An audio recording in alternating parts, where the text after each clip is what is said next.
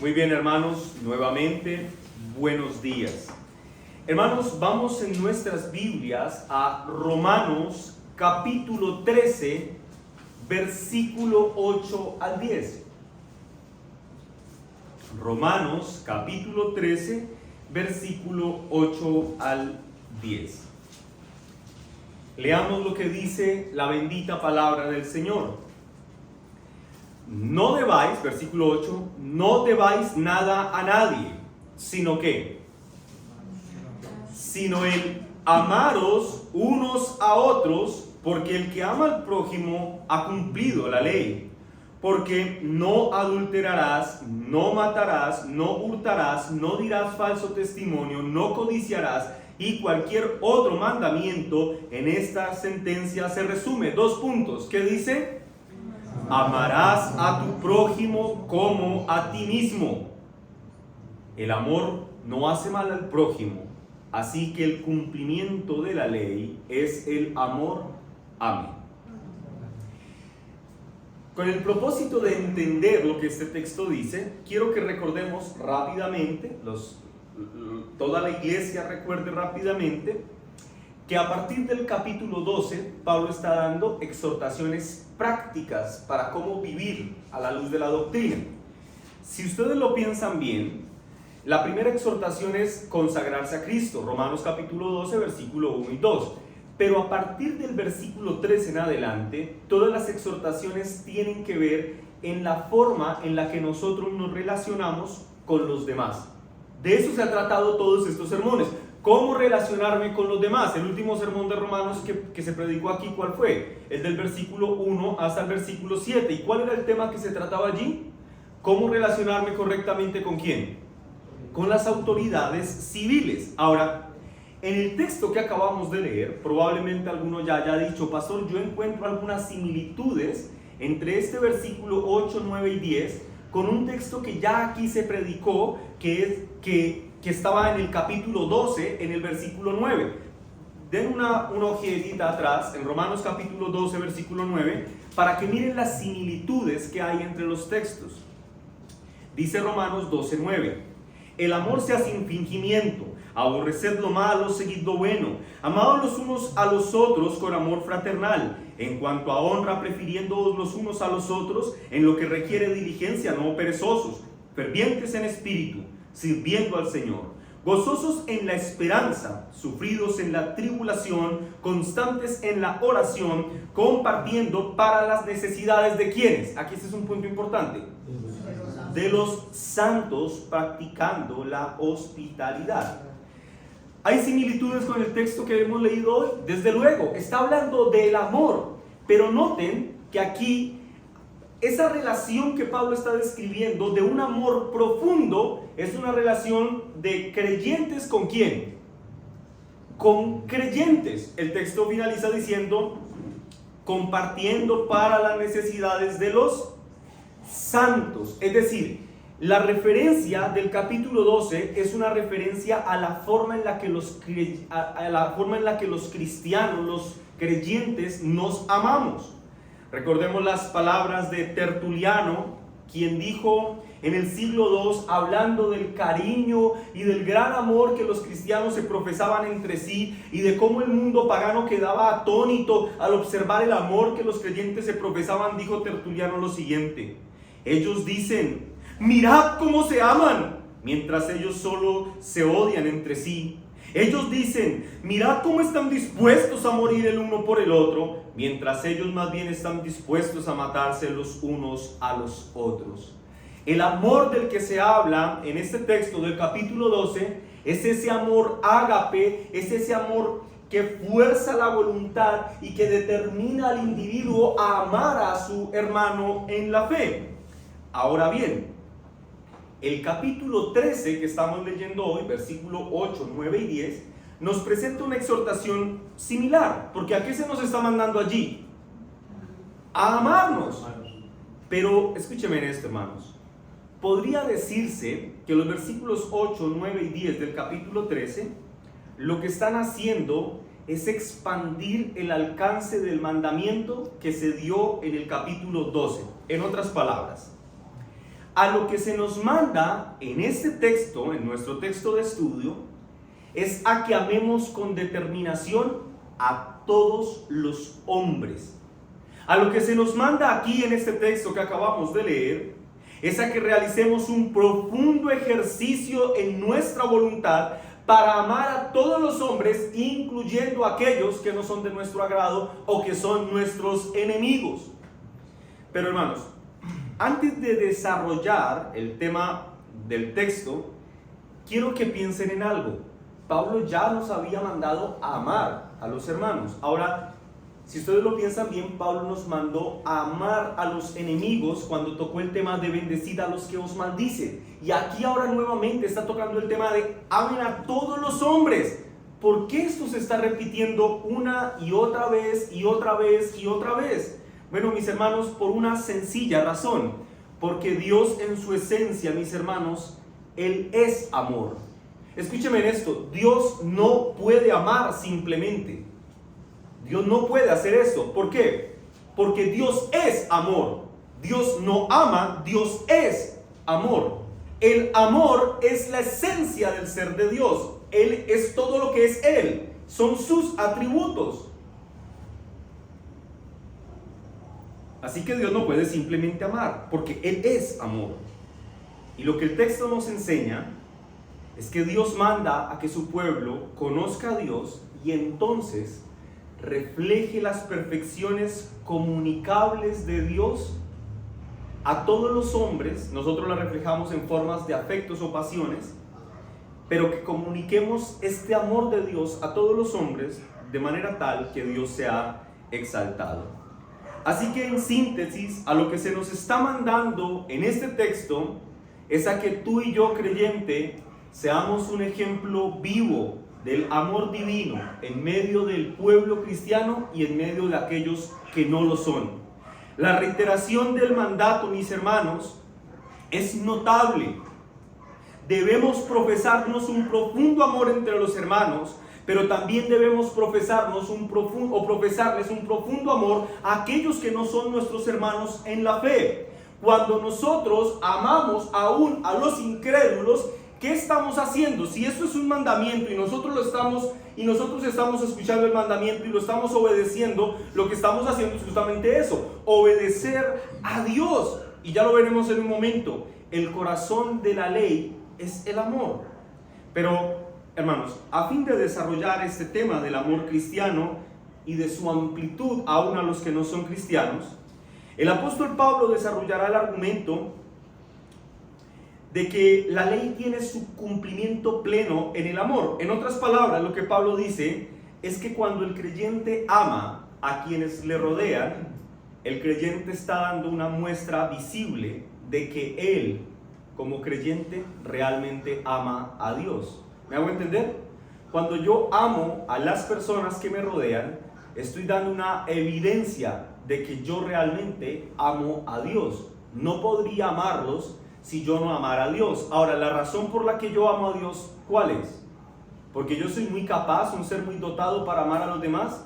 La Escritura enseña que nosotros le amamos a Él porque Él nos amó primero. Ahora, quiero que observen que en el texto hay por lo menos 3 puntos importantes que vamos a desarrollar acá. El primer punto que Pablo toca es la deuda pendiente del amor. Eso está en el versículo 8, parte A. El segundo punto, Pablo demostrará en el segundo punto que la esencia de la ley es el amor. Versículo 8, parte B, hasta el versículo 9. Y el tercer punto, lo que hace el apóstol Pablo es mostrar los efectos lógicos del verdadero amor. Veamos cada punto. Versículo 8, parte A. La deuda pendiente del amor. Dice el texto: no debáis a nadie nada, sino que el amaros los unos, ¿qué dice allí? A los otros. No deban a nadie nada, sino el amaros los unos a los otros. Noten que el texto inicia diciendo: no deban a nadie nada. Claramente el apóstol Pablo le está dando continuidad a lo que dice en el versículo 7. Lean lo que dice el versículo 7. Pagad a todos lo que debéis, al que tributo, tributo, al que impuesto, impuesto, al que respeto, respeto, al que honra, honra. Lo que está diciendo el apóstol Pablo es sencillo. En el versículo 7 dice, mira, si tú le debes a alguien algo, ¿qué tienes que hacer? Pagarlo. Y en el versículo 8, lo que Pablo hace, en la primera parte del versículo 8, es reafirmar esta misma verdad, pero con una expresión negativa, diciendo, no debas a nadie nada. Por una parte dice, paga lo que debes, tributos, tributos, y por otra parte dice, no debas nada. Es esencialmente el mismo mensaje. El punto de Pablo aquí es que los deudores tienen que tomar en serio su responsabilidad de pagar las deudas contraídas. Ese es el punto inicial aquí. Ahora, quiero aclarar algo, hermanos, que he notado que a lo largo, o he notado yo más bien a lo largo de los años, que genera algo de confusión entre el pueblo cristiano. Lo que quiero aclarar es esto, hermanos, aquí el apóstol Pablo no está condenando el deber o el prestar como si estos fueran actos pecaminosos. Y digo esto porque eso sería contrario a otros textos de la Escritura, donde el apóstol Pablo dice, donde la Escritura, dice, por ejemplo, Moisés en Éxodo dice, si alguien está en necesidad, pues préstenle. Pero lo que condena en la Escritura en relación al préstamo es la usura, es exprimir al que está en necesidad. Y lo que condena la Escritura también en relación al que recibe es que no se tome con seriedad las responsabilidades que ha contraído. Lo que quiero señalar es, hermanos, si por ejemplo un hermano está en una necesidad legítima y otro hermano puede suplir a través de un préstamo su necesidad momentánea, es lícito que lo haga. Lo que no es lícito es que lo ahorque con intereses gravosos que él no pueda pagar y que lo pongan en una necesidad peor. ¿Me hago entender? Y por otra parte, lo que el texto dice es que el que contrae la deuda debe comprometerse a pagar lo que se le prestó. Debe ser responsable, debe pagar puntual y sistemáticamente de acuerdo a los acuerdos, valga la redundancia, hechos previamente a que la deuda fuera contraída. Así que el texto está diciendo, no está mal que en algún escenario prestes y no está mal que en algún escenario pidas prestado. Piensen por ejemplo en un hermano que tiene una empresa y quiere hacer crecer su empresa y pide un monto para hacerla crecer, un monto al banco. Eso no es pecado. Pecado sería que él se negara a pagar lo que le prestaron para hacer crecer su empresa. ¿Me hago entender, mis hermanos? Ok. Ahora, el apóstol Pablo dice esto, pero sin embargo informa algo interesantísimo, mis hermanos. Y es que, aunque nosotros seamos los mejores pagas del mundo en términos materiales, aunque seamos las personas que mejor cumplamos con nuestras obligaciones materiales, el apóstol Pablo enseña que siempre estaremos con una deuda pendiente, siempre tendremos una deuda que nunca podremos pagar del todo. ¿Y cuál es esa deuda que no se puede pagar del todo? Él dice, el amaros los unos a los otros. Quiero leerlo, el texto, el versículo 8, quiero leerlo para ustedes de la nueva versión internacional, pero de la versión inglesa, que dice lo siguiente. Que no os quede ninguna deuda por pagar, excepto la continua deuda del amaros los unos a los otros. Hermanos, cuando se habla de amar a los demás, dice el texto, en esto siempre estamos en deudas. Lo que el apóstol Pablo está diciendo esencialmente, mis hermanos, es que entre todas las deudas que una persona puede contraer, hay una deuda que no se puede pagar en su totalidad, y es la deuda del amor. Ahora, vale la pena aclarar, mis hermanos, que el contexto de nuestro texto no está haciendo referencia a la deuda de amor que tenemos con Dios, ¿sí? Esta deuda impagable, porque Él nos ha amado y no hay forma en la que podamos corresponder plenamente al amor del Señor. El contexto de nuestro texto tiene más bien que ver con la referencia más bien es con el amor que tenemos hacia nuestro prójimo. Estamos en deuda con nuestro prójimo en términos del amor. ¿Por qué puedo afirmar esto? Porque noten que el texto más adelante dice, el amaros los unos a los otros, porque el que ama al prójimo ha cumplido la ley. Noten esto. La deuda de amor que tienen los cristianos no se limita únicamente a los que son creyentes, no se limita únicamente a los hermanos en la fe. En esta deuda, mis hermanos, o más bien lo voy a decir así, estamos en deuda no solo con los cristianos, desde luego que están incluidos en esta apreciación, pero la apreciación incluye a todos los hombres, indistintamente de si son cristianos o no, porque el que ama al prójimo ha cumplido la ley. Noten la expresión que utiliza, prójimo. Pregunta, ¿quién es el prójimo? ¿Quién es el prójimo?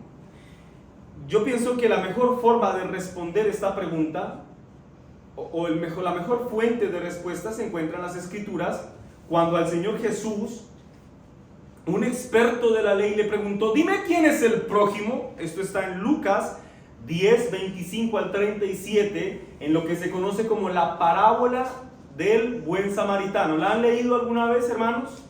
Esta parábola que cuenta la historia de que un hombre cae en manos de ladrones, lo golpean y lo dejan tirado moribundo a la orilla del camino.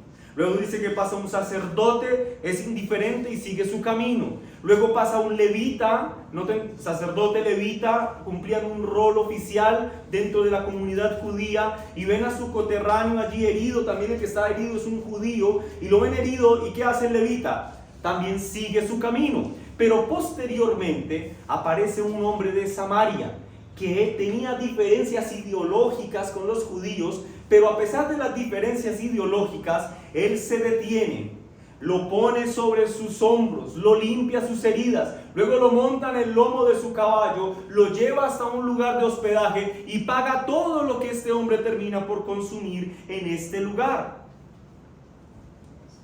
¿Quién es el prójimo?, le preguntan al Señor Jesús. Y el Señor Jesús les cuenta esta historia y les dice, ahora frente a la historia les dice, de los tres que pasaron por el camino y vieron al hombre mal herido, pregunta el Señor Jesús, de todos ellos, ¿quién demostró ser el prójimo del que cayó en manos de los ladrones? El experto en la ley le responde al Señor Jesús, el prójimo es el que se compadeció del malherido. En otras palabras, mis hermanos, nuestro prójimo es, por tanto, cualquier persona cercana con la que podamos compartir del amor de Dios. En otras palabras, estamos llamados a amar no solo a aquellos hombres y mujeres que son afines a nosotros y a nuestra forma de entender el mundo, o con los que nos sentimos solamente cómodos, sino que estamos llamados a amar a todos aquellos que el Señor nos pone en el camino. De hecho, el Señor nos dijo en alguna oportunidad, pero yo os digo, amad a vuestros enemigos, bendecid a los que os maldicen, haced bien a los que os aborrecen, orad por los que os ultrajan y os persiguen, para que seáis hijos de vuestro Padre que está en los cielos, que hace salir su sol sobre malos y buenos, y hace llover sobre justos e injustos. Porque, escuchen esto, porque si amáis a los que os aman, ¿qué recompensa tendréis? ¿No hacen también lo mismo los publicanos? Y si saludáis a vuestros hermanos solamente, ¿qué hacéis de más? ¿No hacen así también los gentiles? Y escuchen esto, sed pues vosotros perfectos como vuestro Padre que está en los cielos es perfecto. Una buena pregunta que podríamos hacernos en este punto sería, pastor, ¿y por qué los creyentes debemos amar a todas las personas que se nos crucen en el camino? Es decir, ¿por qué indistintamente de si me cae bien o no, o si yo tengo empatía o no con esta persona, por qué yo debería amarlo? Si vos supieras lo mal vecino que es, me pone vallenato desde las 4 de la mañana y finaliza a las 6 de la mañana de los siguientes 3 días y no me deja dormir. ¿Por qué yo debería amarlo si es una piedra en el zapato para mí, si perturba mi tranquilidad, si cada vez que voy a la tienda me mira mal y me atiende de mala gana? ¿Por qué yo debería amarlo si a pesar de ser un familiar mío, si compartimos la misma sangre, a pesar de eso me trata como si yo fuera una basura? ¿Por qué yo debería amarlo? Escucha, una buena razón para que ames a esas personas, mis hermanos, es el hecho de que Dios nos ha amado a nosotros con un amor glorioso y excelso. Es el hecho de que Dios nos amó con un amor que nos salvó de nuestra segura condenación. Es el hecho de que su amor fue tan grande que lo llevó a entregar a su Hijo a morir en una cruz. El amor de Dios, mis hermanos, del que hablo, es un amor inmutable. Un amor que no cambia en virtud de nuestras acciones. Es un amor perfecto que vino a nosotros cuando todo lo que tú y yo merecíamos era la ira de Dios. Esa, mis hermanos, es una buena razón para que ames a los que te rodean. Amamos por causa del amor de Dios. La grandeza de dicho amor, mis hermanos, debería llevarnos o debería servirnos de impulso para no querer ser como aquel sacerdote y como aquel levita que cerraron sus corazones con indiferencia contra aquel hombre que estaba tirado en el camino desangrándose y siguieron sus caminos como si nada hubieran visto. La grandeza del amor de Dios, mis hermanos, debería llevarnos a querer parar cuando veamos a alguien en necesidad. Debería conmovernos la situación espiritual de esta persona y obligarnos a compartir las buenas nuevas de salvación. Así que en síntesis, mis hermanos, tú y yo, creyente, tú y yo, estamos en deuda con nuestro prójimo por causa del gran amor que Dios ha tenido para con nosotros. Pero tú no te imaginas el mal servicio que me prestó ese taxista. Bueno, tú no tienes ni idea por qué cosas él está pasando. ¿Sabes por qué te trató así? Porque este hombre tiene una necesidad profunda que resolver y es Cristo. Y tú tenías la obligación de predicarle a Cristo. Ese es el primer punto, la deuda del amor. Estamos en deuda con todos los hombres en términos de amor. ¿Claro esa parte, mis hermanos? Bendito Dios. Ahora vayamos al segundo punto, la esencia de la ley. 2 puntos, el amor. Versículo 8, parte B al 9. Porque el que ama al prójimo, dice la palabra de Dios, ha cumplido la ley. Porque no adulterarás, no matarás, no hurtarás, no dirás falso testimonio, no codiciarás. Y cualquier otro mandamiento en esta sentencia se resume: amarás a tu prójimo como a ti mismo. En otras palabras, mis hermanos, amar a los que nos rodean, como ya lo dije, es una muestra del amor de Dios hacia ellos, ¿verdad? Pero escuchen, amar a los que nos rodean también, según estos 2 versículos, es una clara muestra de nuestra obediencia a Dios y a sus mandamientos. En otras palabras, la naturaleza de la ley es el amor. Lo voy a explicar así. La ley, aquí cuando hablo de ley me refiero al decálogo, a la ley moral de Dios, a los 10 mandamientos. La ley, mis hermanos, funciona para nosotros como un espejo en el que podemos ver nuestro reflejo. Cuando yo voy al espejo, mis hermanos, en la mañana, suelo mirarme y decir: hoy estoy quedándome un poco más calvo que ayer. Puedo ver mi realidad y decir: hoy estoy perdiendo más pelo que ayer. Y ya es inevitable. Así que el espejo me permite ver algo que está pasando en mí. La ley, mis hermanos, nos permite vernos en términos espirituales tal y como somos real y verdaderamente. Cuando una persona se encuentra con que las escrituras mandan a no codiciar los bienes del prójimo, a no adulterar, y recuerda que el Señor Jesús, por ejemplo, dijo que cualquiera que codicia a una mujer en su corazón, ¿qué ha ocurrido? Ella ha adulterado con ella. Cuando un hombre se encuentra con el espejo de la ley y se encuentra con estos gloriosos mandamientos, entonces él puede verse tal y como es. Él puede verse como un mentiroso, él puede verse como un ladrón, él puede verse como un fornicario, él puede verse como un avaro y muchas cosas más. En otras palabras, la ley, siendo ese espejo en el cual podemos vernos, nos permite vernos como miserables pecadores y como dignos merecedores de la justicia divina, como no aptos para ser ciudadanos celestiales. Así que la ley, mis hermanos, es una bendición para el pueblo de Dios, porque en ella podemos vernos tal y como somos. La ley, mis hermanos, es para nosotros como aquel fiel amigo que toma a su compañero ciego y lo ayuda a caminar en la dirección correcta. En otras palabras, es gracias a la bendita ley de Dios que no caminamos a ciegas en medio de este mundo caído. Por eso podemos decir, mis hermanos, que la ley y el amor caminan en el programa de redención cogidos de la mano. Dios nos ha dado una ley para que conformemos nuestra vida a esa ley y vivamos de una manera tal que le agrademos. Si no la tuviéramos, ¿cómo podríamos acercarnos correctamente al Señor? Sería imposible, ¿me hago entender? Si tú no sabes que el semáforo cuando está en rojo significa no pase y te lo pasas, ¿qué va a ocurrir? ¿Qué va a ocurrir? Te vas a chocar con alguien más.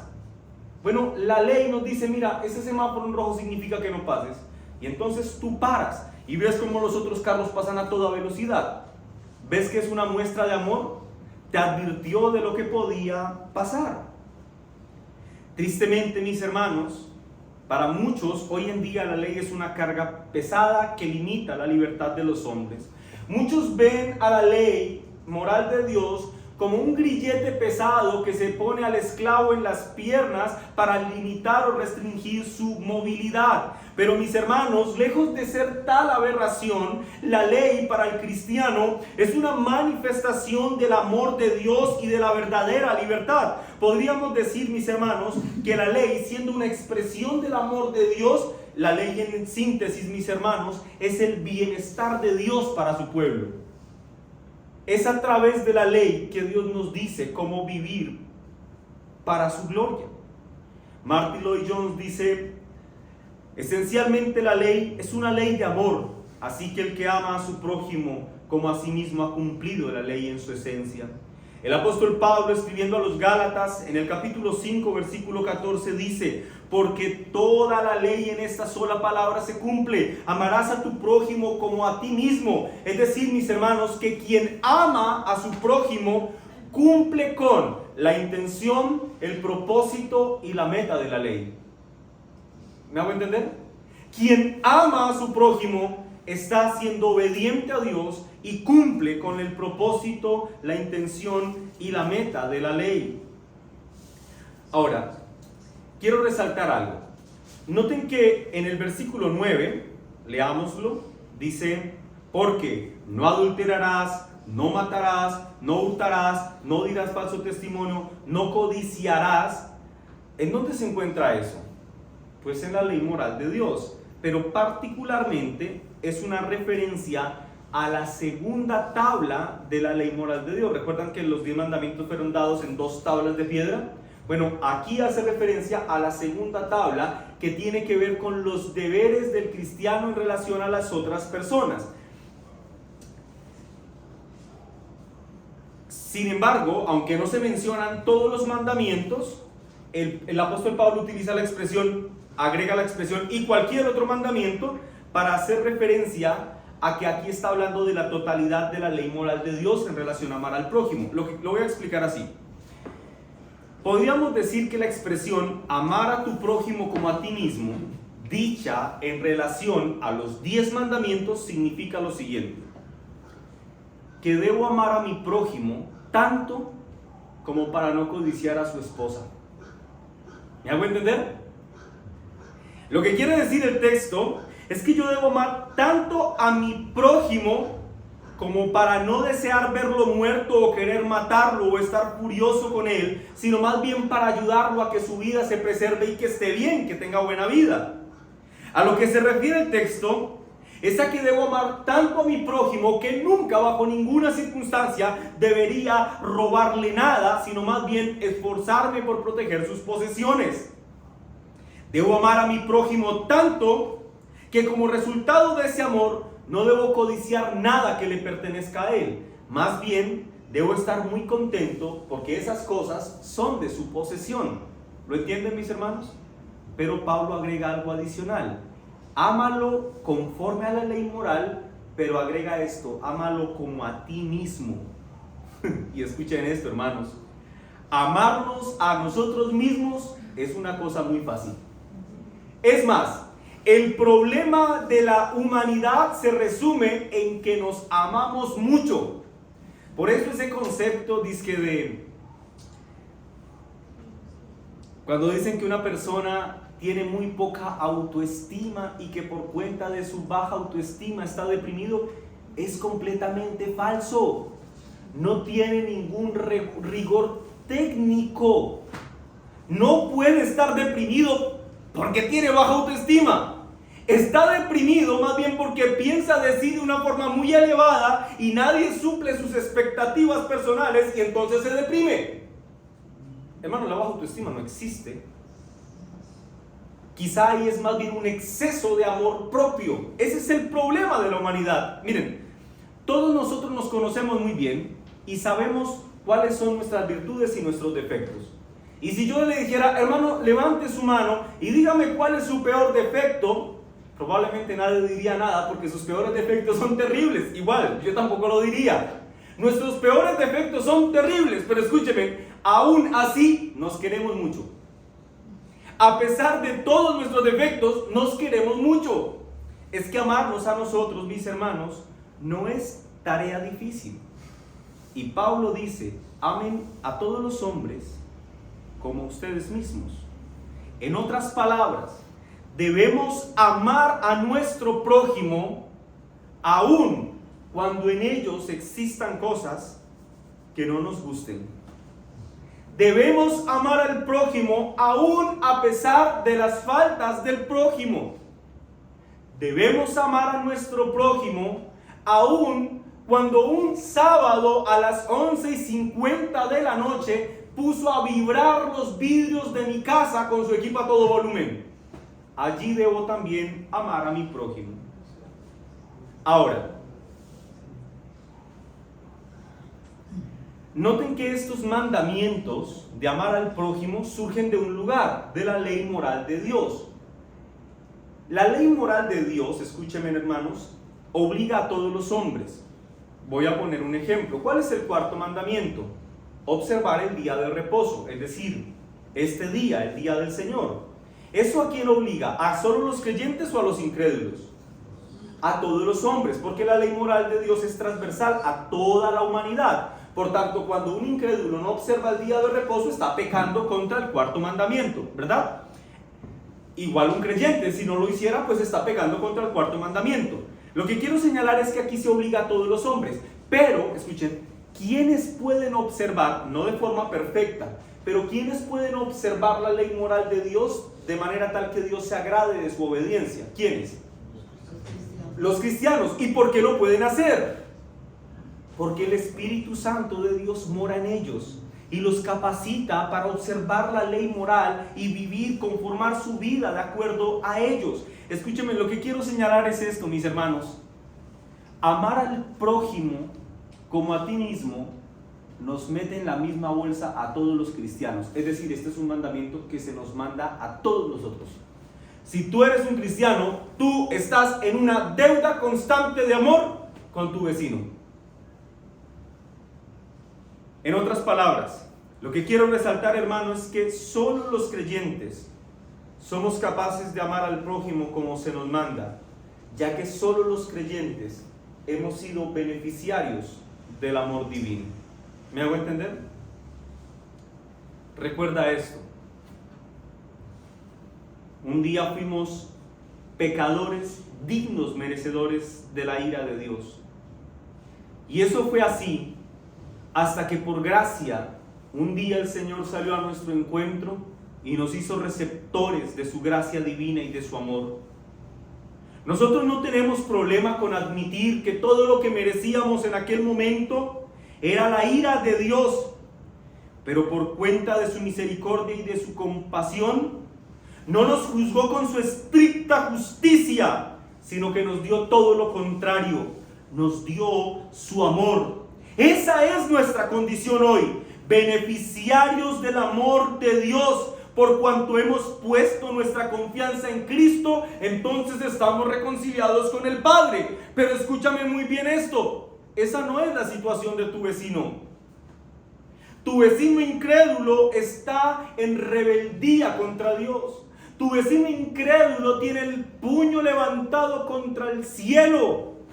Como diría Juliano el apóstata, has vencido, Nazareno. Lo decía mientras se desangraba en el campo de batalla. Ese es tu vecino, una marioneta de Satanás, que si muere en esa condición, se condenará eternamente en las llamas de la condenación. Y ya que tú y yo, creyente, hemos sido vistos con compasión, con gracia y con misericordia, a lo que se nos llama en este texto es a que anunciemos a esos vecinos y amigos incrédulos cuál es la fuente de la que se bebe esa gracia, esa compasión y esa misericordia. Si nosotros recordamos la inmensidad del amor de Dios para con nosotros y las consecuencias seguras de la ira de Dios para con los incrédulos, entonces escuchen, mis hermanos, no habrá orgullo que nos obstaculice el querer compartir del amor de Dios con otros hombres. Cuando tú veas a ese primo que es grosero, a esa tía que es altanera, que se burla de tus convicciones espirituales, tú debes ver en él o en ella a quien eras tú años atrás. Tú debes ver en él o en ella tu propia vida cuando eras enemigo de Dios, y por lo tanto debes sentir compasión por él, por lo tanto debes amarlo. Ahora eso nos lleva al punto número 3, los efectos lógicos del verdadero amor. El versículo 10 dice: el amor no hace mal al prójimo. Ese es el efecto lógico. El amor, si es bueno, ¿cómo puede hacer mal? Si tú amas, lo que quieres es el bien del prójimo. El amor no hace mal al prójimo, así que el cumplimiento de la ley es el amor. Esta expresión, mis hermanos, el amor no hace mal al prójimo, escuchen, esto es bien interesante. En la gramática griega, la expresión se conoce como un lilote gramatical. Los lilotes significan que aunque la expresión que se está diciendo es una expresión negativa, en sí misma implica una afirmación positiva, pero una afirmación positiva muy fuerte. Lo voy a explicar así. ¿Qué es un lilote? Un lilote arranca con una expresión negativa, que puede ser de este tipo: esa persona no es ningún idiota. Ese hombre no es ningún idiota. Eso es una expresión negativa, que está diciendo que ese hombre no es ningún idiota. El lilote contiene una afirmación implícita muy fuerte. ¿Cuál sería la afirmación implícita de ese hombre no es ningún idiota? Ese hombre es muy astuto. ¿Lo ven? Ese es el lilote. Así que cuando el texto dice que el amor no daña al prójimo, está realmente diciendo que el amor beneficia grandemente a los que nos rodean. Tu amor cristiano beneficia grandemente a tu mamá incrédula, a tu papá incrédulo, a tu hijo incrédulo, a tu primo incrédulo, a tu vecino incrédulo. Cuando tú amas como Cristo manda que amemos los unos a los otros, bueno, tú lo estás beneficiando grandemente. Pablo aquí, mis hermanos, es simplemente lógico. Si el cumplimiento de la ley no daña al prójimo, sino que lo beneficia, uno puede concluir lo que hemos dicho. El corazón de la ley es el amor. Hermanos, solo cuando el amor se produce en el corazón del hombre por la obra del Espíritu Santo, solo en ese momento podemos mirar con misericordia y clemencia a los que nos rodean. Solo un corazón que ha sido receptor de la bendita gracia de Dios puede quitar los obstáculos que se le interponen en el camino. Y aunque esa persona a la que tenemos que amar a veces no sea tan agradable, bueno, podemos amarlo o amarla por cuenta de la obra del Espíritu Santo en nuestros corazones. Pastor, pero es que tú no sabes cómo es mi jefe, no tienes ni idea. Sí, es cierto, no tengo ni idea, pero sé cómo es el amor de Dios. Y si tú eres un receptor del amor de Dios, escúchame, no existe obstáculo para que tú no ames a quienes te rodean. Horas antes de morir en la cruz, nuestro Señor Jesucristo dijo: un mandamiento nuevo os doy, que os améis unos a otros. Pero escuchen cuál es la fuente de la razón por la que nos amamos. Que os améis unos a otros, ¿cómo? Como yo os he amado. La razón por la que amamos a quien a veces nos es adverso o contrario, o sencillamente nuestra existencia le es indiferente, la razón por la que podemos amarlos, mis hermanos, es porque un día fuimos vistos con compasión y fuimos objetos del amor de Dios. Ahora quiero que piensen en algo. Cuando uno hace una lectura general del texto, uno se da cuenta que esta manifestación de amor hacia el prójimo hace referencia, o más bien nos deja ver que implícitamente el prójimo está en necesidad. ¿Sí? O sea, la razón por la que se nos manda a amar a alguien y amarlo con un amor compasivo es porque esa persona está en necesidad. ¿Me hago entender? Es decir, ¿por qué deberíamos sentir compasión? Voy a poner un ejemplo. Si vemos un niño muy saludable saliendo del colegio más prestigioso de la ciudad, cogido de la mano de su mamá y de su papá que fueron a recogerlo, dicen en esa escena, ¿por qué deberíamos sentir compasión por el niño? Ahora, si ustedes ven en la calle a un niño con claros síntomas de desnutrición, extendiendo su mano para que alguien ponga un trozo de pan en ella, creo que es más fácil que podamos sentir la inclinación a la compasión por ese niño. ¿Por qué? Porque la necesidad de este niño, del segundo niño, es evidente. Lo que quiero señalar es que el texto en general nos muestra que somos llamados a tener un amor compasivo por todos los hombres, y eso a su vez implica que esos hombres a quienes somos llamados a amar se encuentran en una profunda necesidad. Así como el hombre que estaba herido, el hombre de la parábola del buen samaritano, él tenía necesidades corporales evidentes. Se estaba probablemente desangrando o tendría fiebre, deshidratación. Sus necesidades requerían atención inmediata y urgente. Así es igual con nuestro prójimo. Nuestro prójimo, mis hermanos, el señor de los aguacates, el señor de la tienda, el taxista, el de la carnicería, el vecino que hace mucho ruido, el vecino grosero, la prima incrédula que se burla de mis convicciones, o en general cualquier miembro de mi familia al que le importa 5 mi fe en Cristo, o más bien me ridiculiza por cuenta de mi fe. Bueno, escúchame, todos ellos, todas estas personas tienen heridas profundas, tienen heridas que requieren atención inmediata, se encuentran en serio peligro por cuenta de las heridas que tienen. Y alguien podría decir: pastor, ¿y cuál es su problema? ¿Cuál es el problema del señor que vende la carne? El problema de él es que si él no ha puesto su confianza en Cristo, escúchame, él es un enemigo de Dios. Hermanos amados, escúcheme en esto. La Biblia no da matices en términos de familiaridad. O una persona es hijo de Dios porque ha puesto su confianza en Cristo como Señor y Salvador y se ha rendido a su señorío y vive para la gloria de Él, o es un hijo del diablo. No hay matices. El Señor Jesús le dijo eso a los fariseos: ¿vuestro padre quién es? vuestro padre es el diablo.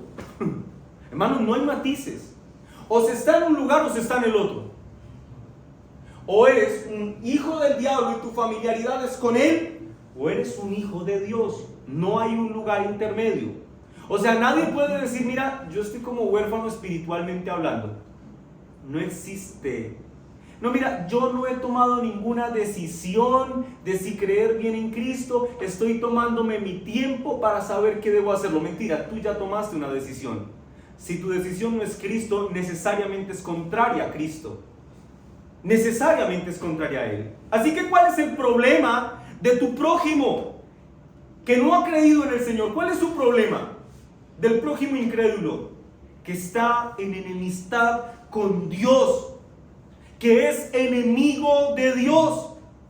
Así que entonces tú podrías preguntarte, ok, ya entiendo que tiene un serio problema, pero ¿cuál es la necesidad que tiene? Su necesidad es de ser reconciliado con Dios. Eso es lo que él necesita, reconciliarse con Dios. Así que tú puedes preguntar, pastor, ¿y cómo puede reconciliarse con Dios? Hermanos, por el único camino que el hombre puede llegar al Padre. Nadie viene al Padre si no es por medio del Hijo. Solo hay un camino para que ese vecino, amigo, primo, hermano, incrédulo pueda reconciliarse con el Señor. Y ese camino se llama Cristo. Él dijo, yo soy el camino, la verdad y la vida. Y nadie va al Padre si no es por mí. Así que la otra pregunta debería ser esta: ¿qué debo hacer por mi prójimo? Y yo te voy a responder con otra pregunta. ¿Cuál es el acto más sincero de amor que puedes tener hacia una persona que se encuentra en esa terrible condición, estar en enemistad con Dios? ¿Cuál es el acto de amor más sincero que puedes tener por esa persona? Decirle, mira, quizá lo que tú necesitas es tomar una terapia, quizás lo que necesitas es ajustarte a un problema conductista, quizás lo que tú necesitas es que se te prendan unas velitas al lado y se te pongan unas piedritas de cuarzo en la frente y te pongan unas piedras calientes en el estómago y vas a estar más relajado. ¿Ese es el acto de amor que podemos darle los creyentes a los que no son creyentes? En lo absoluto, mis hermanos. Lo que debemos hacer es presentar a Cristo. Debemos proclamar la grandeza esperanzadora que se encuentra en Cristo para todo pecador arrepentido. Debes vivir una vida que ejemplifique la obra transformadora de Cristo, para que cuando tu vecino, tu amigo incrédulo te observe, diga: wow, no entiendo qué es lo que tiene este hombre o esta mujer, pero yo quisiera tenerlo. Debes proclamar a Cristo con fuerte voz y no callar, aunque, como decimos popularmente, el agua te llegue hasta el cuello. Debes quitar los obstáculos del orgullo y de la vergüenza que nublan tu entendimiento y cierran tus labios. Y debes irrumpir en el silencio de tu conciencia y gritar las grandezas de Cristo. Debes abrir tu boca y no callar, creyente.